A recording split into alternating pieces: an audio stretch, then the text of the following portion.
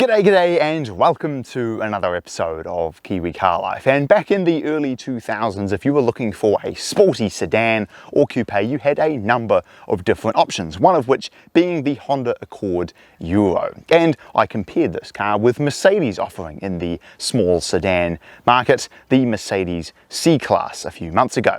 And now we're going to be seeing how my Accord Euro R compares with BMW's offering, the E46 3 Series. As you'll all know, I've always loved the way that the Accord Euros look. This particular one that I've got now, the Euro R with the awesome looking body kit, the cool wheels and the delightful blue paintwork with the spoiler on the back and all the little decals and red badges everywhere. I just think it is a truly stunning looking car. But the E46s do also look absolutely excellent in my mind, especially the very last lot of them, like the facelifts, the 2005, 2006 models with the M Sport kit and M Sport 18-inch wheels. I think they also are an extremely timeless looking design. This particular E46, with it being a 330ci, has a 3-litre straight six, an M54 B30, makes 170 kilowatt, 300 newton meters of torque, and it's paired up with a ZF 5-speed transmission with power going to the rear wheels. My Accord Euro R, on the other hand, has a K20A, a 2-litre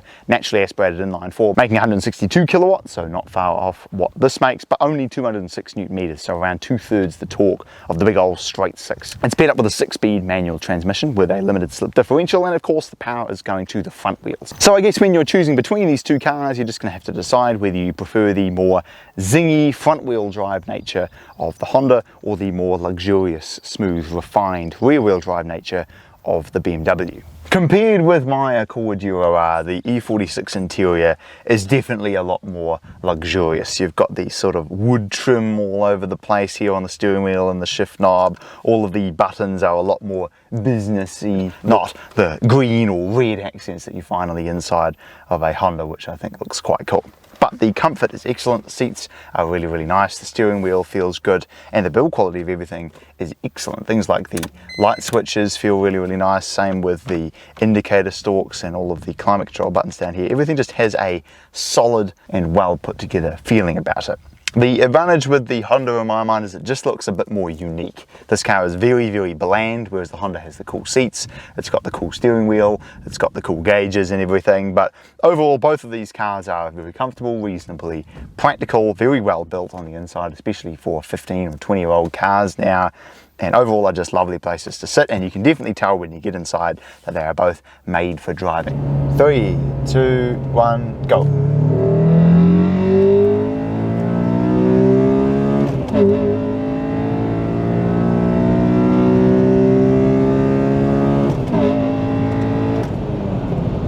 Driving the E46 330ci.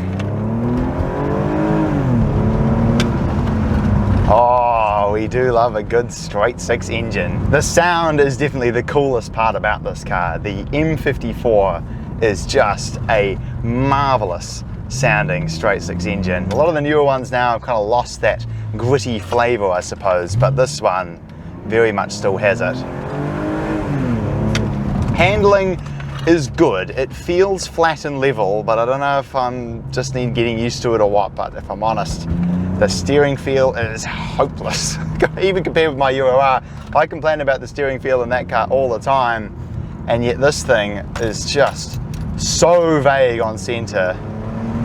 But it goes well. I mean, as we saw in the rolling races, these cars are basically the same speed, but this thing makes a lot more torque. And the other thing that's really nice about it, of course, is that it just rides really well. It's a very, very smooth riding car. I love too that you're able to rev match downshifts, even right down into first gear, smoothly.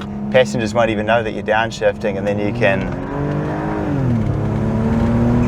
use the power of that straight six. The torque's good, the sound's good, the ZF5 gearbox is a surprisingly good gearbox for something that came out in the 1990s. At the time, it would have been better than anything else on the market. And it really is the kind of car that you can enjoy on a back road like this, but take to and from work every single day.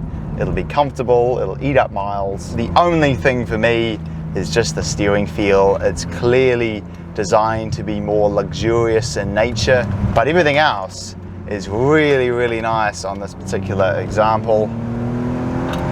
and overall makes for a fantastically good driving experience. Driving the Accord Euro R.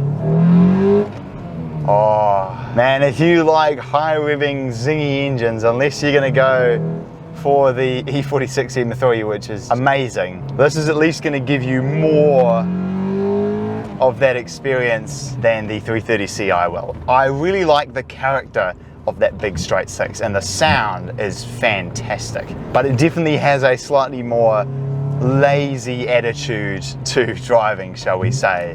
And the transmission I actually think is really, really good, even with the automatic, but of course it's never going to match a close ratio 6-speed manual Honda gearbox. Oh, because that sound, man, is pretty darn hard to beat. The other thing that I like about this car is I just feel like the front end just gives you a bit more confidence. It's a quicker steering ratio for starters, so I feel like you don't have to apply quite so much input to go around corners, which definitely gives you a little more confidence when turning into these bends. And then even though I've never really been much of a fan of these Accord Euro R electric steering racks, it definitely has more feeling than the 330ci. You just know exactly what it's doing. Even with the lesser electric steering rack of these import Euro Rs, it's still great. The engine is a masterpiece, the transmission feels amazing, the short ratios means you can always get right into the power band, which is just glorious. And overall, if you're looking for that more raw, pinpoint sharp driving experience, then the Honda is definitely going to give that to you. So there we go. Thanks very much for watching this episode of Kiwi Car Life. I hope you enjoyed it, and if you want to go and check out some more of my videos, then click on the links popping up right about now, and I will very much look forward to seeing you again next time.